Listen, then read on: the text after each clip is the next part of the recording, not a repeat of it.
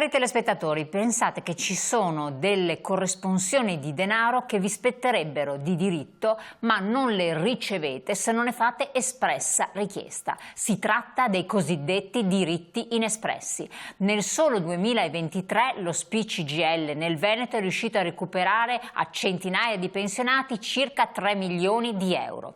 E allora, come fare per ottenere la corresponsione di questi importi, a volte anche ragguardevoli? Sentiamo Massimo Cestaro, segretario dello SPI-CGIL del Veneto.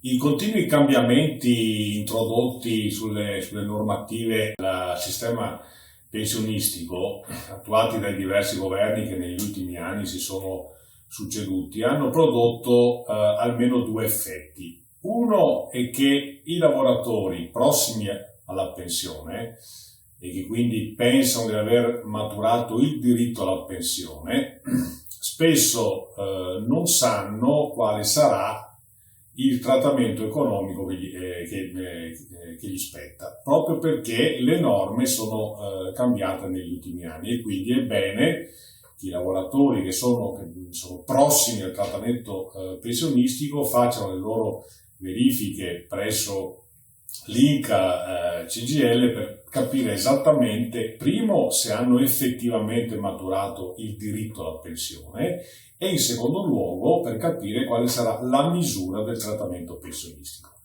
L'altro effetto negativo è che riguarda invece i pensionati, è che molto spesso i pensionati hanno dei diritti.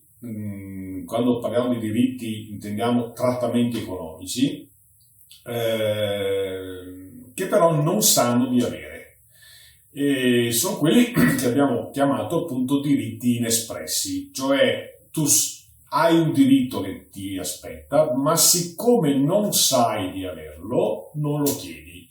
Che è la ragione per la quale, come sindacato dei pensionati, stiamo facendo una grande campagna di informazione e di comunicazione, per dire ai pensionati: recatevi presso le sedi del sindacato pensionati della CGIL, fatevi fare una verifica sui vostri trattamenti pensionistici, perché spesso si scopre che quei pensionati sono titolari di trattamenti economici a volte anche importanti.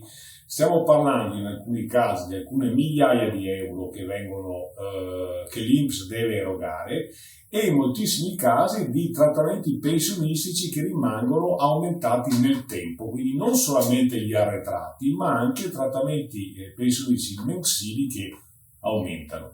Si chiamano appunto diritti inespressi, abbiamo chiamato diritti inespressi perché appunto i pensionati non sanno di averli, e se non sai di averli neanche li chiedi. Quindi fatevi le vostre verifiche presso le nostre sedi, fatevi fare i conteggi, portatevi i vostri cedolini, in modo tale che i nostri rappresentanti nei territori possano farvi loro le verifiche e stabilire poi se avete o meno diritto ai trattamenti economici aggiuntivi.